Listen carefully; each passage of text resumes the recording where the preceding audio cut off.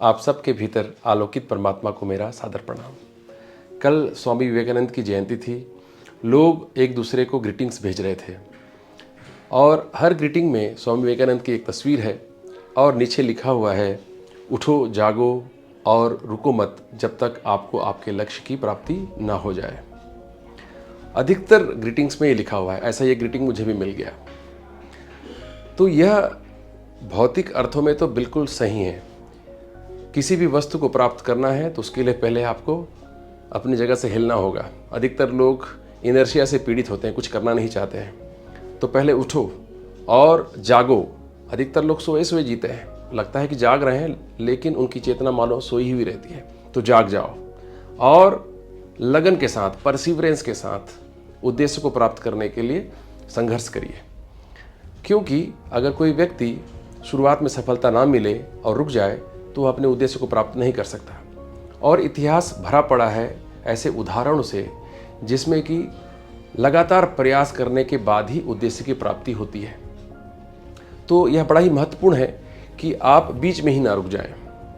लेकिन क्या आपको पता है कि स्वामी विवेकानंद के द्वारा ये कहा गया वाक्य किसी उपनिषद से लिया गया है और वहाँ पर इसका अर्थ कुछ अलग ही है। ये मूलतः कठोपनिषद से लिया गया है। मूल श्लोक कुछ इस प्रकार है, उत्तिष्ठत जाग्रत प्राप्य वरान्नि बोधत चुरस्य धारा निशिता दुरत्यया दुर्गम पथस्तत् कवियो वदन्ति। जिसका अर्थ है, उठो जागो और किसी बोधवान के पास जाकर ज्ञान को प्राप्त करो। क्योंकि यह जो पथ है, इसे जो परम बोधि हैं वे कहते हैं कि बड़ा ही कठिन है, दुर्गम है। ऐसा कठिन मानो कि छुरे की धार पर चलना हो। यहाँ पर पथस्तत् कवियो वदन्ति लिखा हुआ है। कवियों का अर्थ कवि नहीं है। कवि का अर्थ वे हैं जो परम बोध को उपलब्ध हो चुके हैं, जो बोधवान है, एनलाइटेंड है, जिन्हें जीवन का सत्य स्पष्ट दिखाई पड़ता है। तो उत्तिष्ठत जागृत प्राप्य वरान्नि बोधत, वर का अर्थ होता है श्रेष्ठ। तो अगर किसी को अध्यात्म पथ पर अग्रसर होना है, जीवन के सत्य को प्राप्त करना है, तो श्रेष्ठ व्यक्तियों के पास जाकर ज्ञान प्राप्त करना चाहिए। श्रेष्ठ का क्या अर्थ है? श्रेष्ठ का अर्थ है वे व्यक्ति जो परम बोध में स्थित हैं, जो आत्मबोधी हैं, जो ब्रह्मलीन हैं, जिन्हें जीवन का सत्य स्पष्ट रूप से सतत दिखाई पड़ता है। ऐसा नहीं है कि उतार चढ़ाव हो रहा है, लगातार सत्य में स्थित है।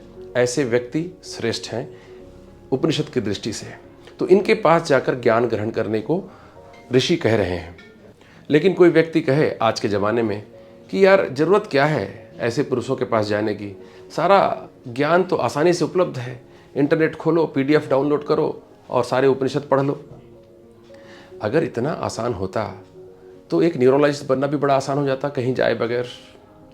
मैं एक न्यूरोलॉजिस्ट हूँ और मैंने 31 वर्ष तक अध्ययन किया है। उसके बाद एक न्यूरोलॉजिस्ट हूँ। तो क्या आज के ज़माने में कोई व्यक्ति अगर न्यूरोलॉजिस्ट बनना चाहे तो मेडिकल की किताबों को अध्ययन करने मात्र से बन जाएगा? बिना किसी डॉक्टर के, बिना किसी टीचर्स के पास रहकर विद्या ग्रहण किए बगैर कोई व्यक्ति एक योग्य न्यूरोलॉजिस्ट बन सकता है? यही बात अन्य प्रोफेशन पर भी लागू होती है। जैसे कोई अगर सॉफ्टवेयर इंजीनियर बनना चाहता है तो क्या केवल वो किताबों को पढ़कर और कंप्यूटर को देख देख कर सॉफ्टवेयर इंजीनियर बन सकता है बिना किसी टीचर के मार्गदर्शन के? आप भी जानते हैं, आप भी समझ रहे होंगे कि यह असंभव बात है।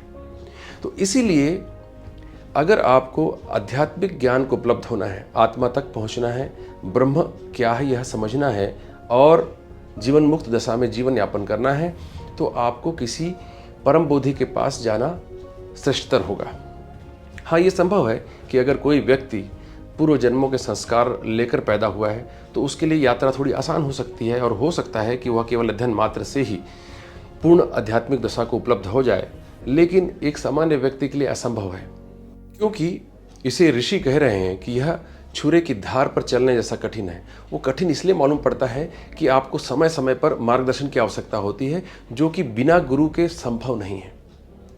क्योंकि जो न्यूएंसेस हैं अध्यात्म के, छोटी छोटी बारीकियां हैं, जो आपके सवाल बीच बीच में उठते हैं, उनका समाधान अगर कोई व्यक्ति जो स्वयं उस आत्म तत्व को उपलब्ध हुआ है वह ना करे, तब तक आप सशंकित रहते हैं, आपके विचलित होने की संभावना बनी रहती है और आपकी यात्रा लंबी होती चली जाती है। और चूंकि ये पथ बड़ा है, दुर्गम है और हमारे पास समय सीमित है, यह जीवन काल बड़ा सीमित है, इसलिए इसमें शीघ्रता भी करने की आवश्यकता है। और समय कम होने पर हम ऐसी चीज़ों में समय नष्ट नहीं कर सकते जहाँ पर हमें पता है कि किसी के मार्गदर्शन से यात्रा सुगम हो सकती है।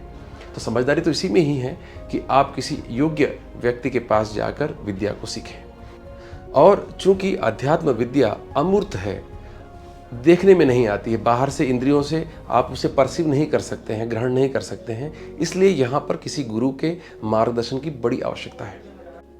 तो कुल मिलाकर बात यह है कि स्वामी विवेकानंद जो बात कही है उसको आप आध्यात्मिक दृष्टि से अगर देखते हैं तो आपको यह समझना होगा कि आपको समय रहते शीघ्रता से परम तत्व को प्राप्त करने के लिए किसी मार्गदर्शक का सहारा जरूर ले लेना चाहिए। अपने अहंकार को बीच में बाधा बनने ना दें।